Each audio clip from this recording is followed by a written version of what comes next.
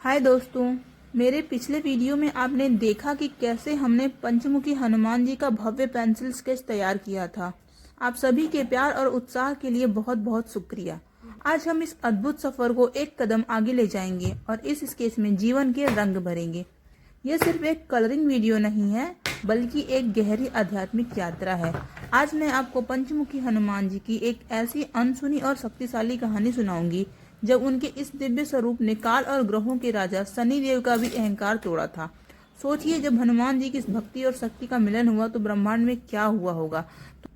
तो आइए जानते हैं और देखते हैं ये कलरिंग वीडियो।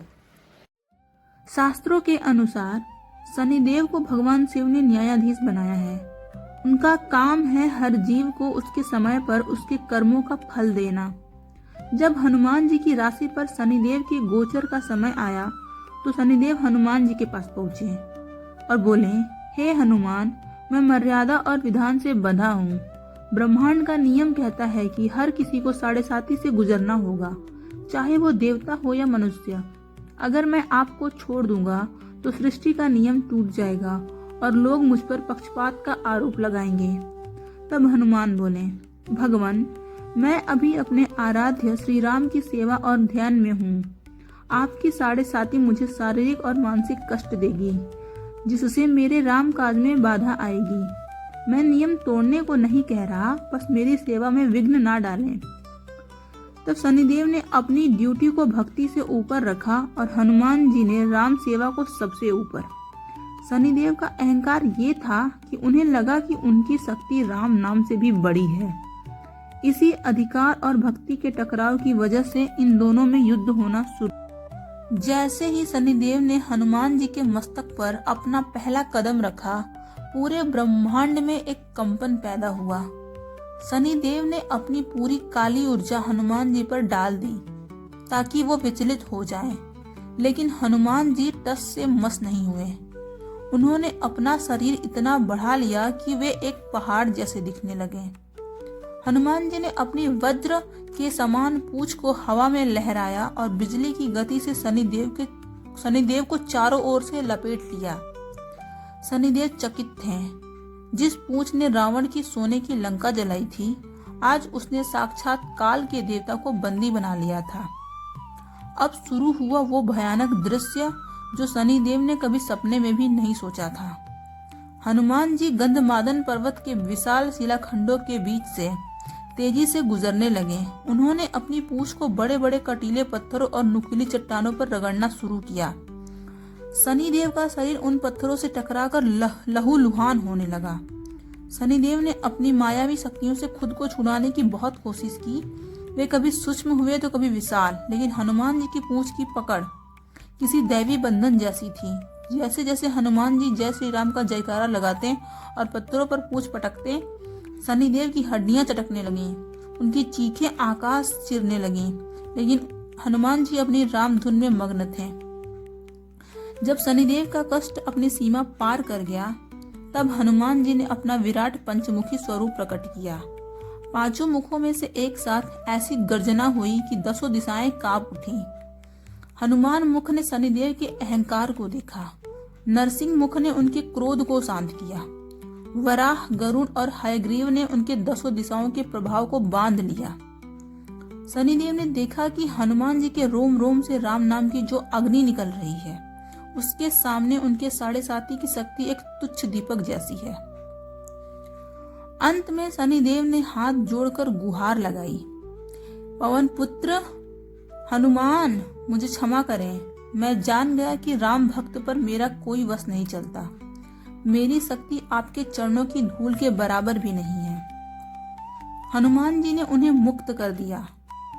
तब हनुमान जी ने उन्हें मुक्त कर दिया, लेकिन एक महावचन लिया, और वो वचन ये था कि शनिदेव ने कहा, आज के बाद जो भी मनुष्य आपकी शरण में आएगा, उसे मेरी 7.5 कभी कष्ट नहीं देगी। उल्टा मैं उसकी स्वयं रक्षा करूंगा। युद्ध समाप्त हो चुका था। हनुमान जी ने अपनी पूंछ की पकड़ ढीली की और शनिदेव को मुक्त किया, लेकिन शनिदेव की हालत बहुत दयनीय थी। हनुमान जी ने उन्हें इतनी बुरी तरह पत्थरों पर रगड़ा था कि उनके पूरे शरीर पर गहरे घाव हो गए थे। हड्डियां चूर चूर हो रही थी और वे हिलने की स्थिति में भी नहीं थे। तब महाबली हनुमान जी का हृदय पसीज गया। जिस हनुमान ने अभी काल को दंड दिया था, वही हनुमान अब एक करुणा के सागर बन गए। उन्होंने तुरंत सरसों का तेल लिया और अत्यंत कोमलता से शनिदेव के एक एक घाव पर उसे लगाना शुरू किया। सरसों के तेल में घावों को भरने और हड्डियों के दर्द को सोखने की अद्भुत शक्ति होती है। जैसे जैसे हनुमान जी अपने हाथों से तेल मल रहे थे, शनिदेव की जलन और पीड़ा शांत होने लगी। शनिदेव, जो अब तक अहंकार में डूबे थे, हनुमान जी की इस दया को देखकर रो पड़े। उन्होंने महसूस किया कि हनुमान जी जितने कठोर शत्रु हो सकते हैं, उससे कहीं अधिक कोमल वे एक रक्षक हैं। राहत मिलते ही शनिदेव ने कहा, हे पवन पुत्र, आपने न केवल मेरे घावों को भरा है, बल्कि मेरी आंखों से अहंकार का पर्दा भी हटा दिया है। आज से सरसों का तेल मुझे अत्यंत प्रिय होगा। जो भी भक्त मुझे ये तेल अर्पित करेगा, उसे मेरी पीड़ा नहीं बल्कि मेरी कृपा प्राप्त होगी। और जो आपकी शरण में रहकर मुझ पर तेल चढ़ाएगा, उसके जीवन के सारे कष्ट मैं हर लूंगा। यही कारण है दोस्तों कि आज भी शनिवार के दिन शनिदेव को सरसों का तेल चढ़ाया जाता है। ये तेल उनके घावों की उस शांति का प्रतीक है जो उन्हें हनुमान जी की सेवा से मिला था। यही वो क्षण था जब शनिदेव ने हनुमान जी को अपना शत्रु नहीं बल्कि अपना बड़ा भाई मान लिया और उनका आदर सम्मान करने लगे और अपनी शक्तियों का घमंड छोड़ दिया उन्होंने। तो दोस्तों, ये है मेरी पंचमुखी हनुमान जी की होल कलरिंग जर्नी। पेंसिल की पहली लकीर से लेकर इन जीवंत रंगों तक की इस 8 मिनट की यात्रा में मैंने न केवल इस चित्र को पूरा किया, बल्कि हनुमान जी और शनिदेव के उस अद्भुत युद्ध को भी महसूस किया। आप देख सकते हैं कि कैसे सरसों के तेल की उस कहानी के बाद हनुमान जी की आंखों की ये करुणा और मुकुट की ये दिव्य चमक अब इस कागज पर उभर कर आई है। मेरे लिए यह सिर्फ एक ड्राइंग नहीं थी, बल्कि एक भक्तिमय साधना थी। मुकुट की बारीकियों से लेकर हर मुख के अलग अलग भावों को निखारने में मैंने अपना पूरा दिल लगा दिया है।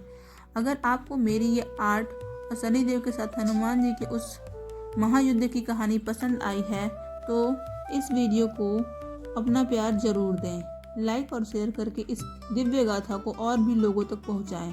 कमेंट्स में जय बजरंगबली लिखना ना भूलें और मुझे बताएं कि इस पूरी पेंटिंग का सबसे बेस्ट हिस्सा आपको कौन सा लगा।